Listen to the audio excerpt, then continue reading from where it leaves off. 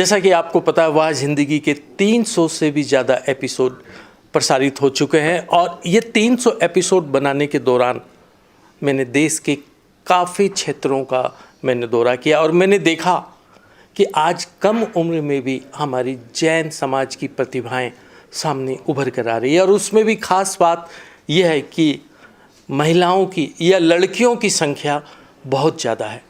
नमस्कार, जय जैन दोस्तों, मैं ललित सराहू की वाह ज़िंदगी की इस ऐतिहासिक प्रस्तुति जैन रत्न में आप सबका स्वागत करता हूं। और मैं दिल्ली में हूं और दिल्ली में आज एक ऐसे ही जैन रत्न, एक ऐसी प्रतिभा, एक ऐसी लड़की जिसने कम उम्र में काफ़ी बड़ी सफलता प्राप्त की है और उस लड़की का नाम है खुशबू जैन, जिसने केवल 23 साल की उम्र में सुप्रीम कोर्ट में वकालत शुरू की।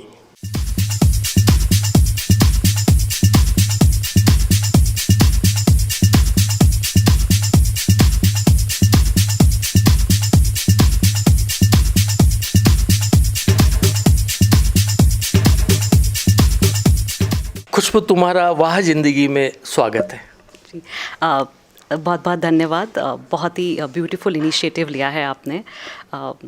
ये बात एक्चुअली माननी पड़ेगी बिकॉज़ प्रोफेशन में होते हुए भी नहीं पता होता है कि कहाँ किससे किस तरीके की हेल्प लेनी चाहिए। तो अगर हर प्रोफेशन के आप उभरते सितारे लेकर आ रहे हैं तो समाज के लिए बहुत ही अच्छा एक डायरेक्टरी बन जाएगा कि कहाँ किस तरीके की हेल्प लेनी चाहिए।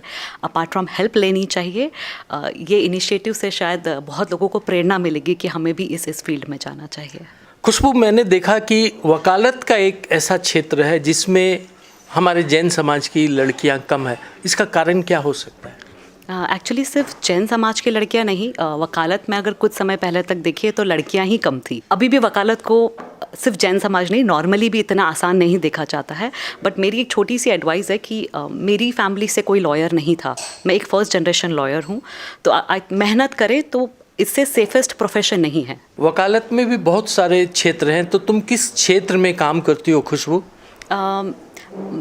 ऐसे तो हर क्षेत्र में हूँ, बट ज़्यादातर पिछले कुछ सालों से कॉर्पोरेट, फिर कॉर्पोरेट क्राइम, बहुत सारे कंपनीज़ में मैं एज अ रिटेनरशिप करती हूँ। बट उसके साथ साथ साइबर क्राइम बहुत उभरता गया है। हमारे इंडिया में हर इंसान का फुटफॉल इंटरनेट पे बहुत बढ़ गया है। आप बात करो ई कॉमर्स की, एक सब्ज़ी खरीदने से लेकर व्हाट्सएप से लेकर बैंक अकाउंट्स, इस टाइप के क्राइम का रूप चेंज हो गया है। सादे क्राइम से आजकल सारे क्राइम्स इंटरनेट पे आने लगे। तो थोड़ा साइबर क्राइम के फील्ड में पिछले 2 से 2.5 साल के बीच में बहुत ज़्यादा। तो कोई ऐसा काम इस क्षेत्र में जिसको करके तुमको खुशी हुई हो, या कोई ऐसा बड़ा काम?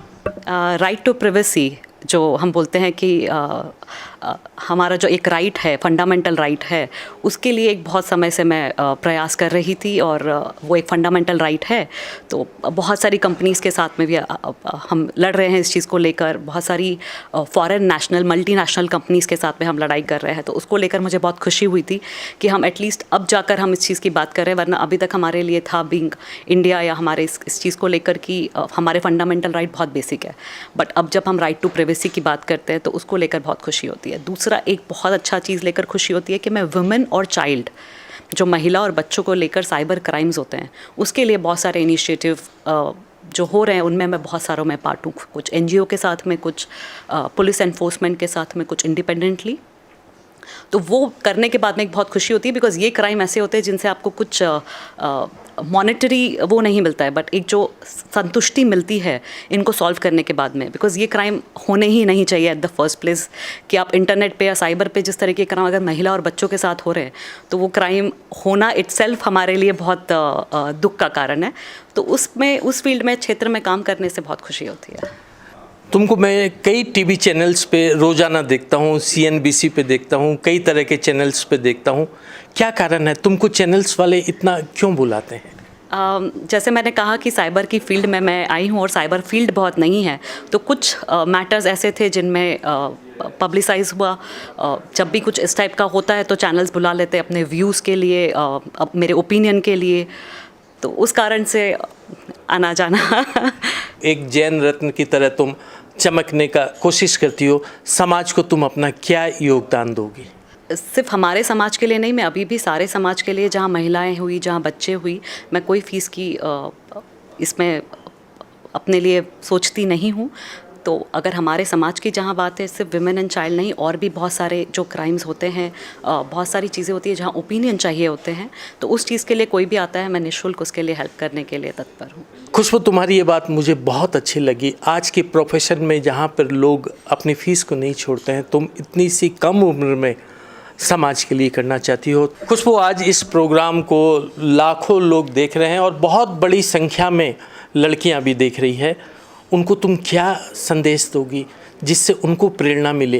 एक्चुअली डरने की ज़रूरत नहीं है, बाहर निकलो और काम करना शुरू करो। मैं बहुत समय से ये चीज़ बहुत लोगों को बोलती आ रही हूँ कि सिर्फ पैसे के लिए आपको अपने आप को इस्टेब्लिश नहीं करना है, वुमेन एम्पावरमेंट की जो हम बात करते हैं, बट अपने आप को इस्टेब्लिश करना ताकि आपकी खुद की एक वर्चू, आपकी एक आइडेंटिटी बन जाए। तो मैं हर लड़की, हर समाज की हर लड़की को बोलती हूँ कि अपनी एक आइडेंटिटी बनाना बहुत ज़रूरी है। उसके साथ साथ आप अगर मॉनेटरी अपने आप को इस्टेब्लिश करना चाहते हो, वो अलग बात है, और इस प्रोफेशन में बहुत आसान है, थोड़ी सी मेहनत की ज़रूरत है। खुशबू ने बहुत अच्छी बात आज हमें बताई और मैं समझ रहा हूँ बहुत सारी लड़कियाँ इसको देख रही है। अपनी पहचान होनी चाहिए और निश्चित रूप से जिसकी पहचान होती है उसकी ज़िंदगी बनती है। वाह ज़िंदगी। खुशबू, तुम इस कार्यक्रम में शामिल हुई, तुमको बहुत बहुत धन्यवाद। धन्यवाद, आपका बहुत बहुत धन्यवाद।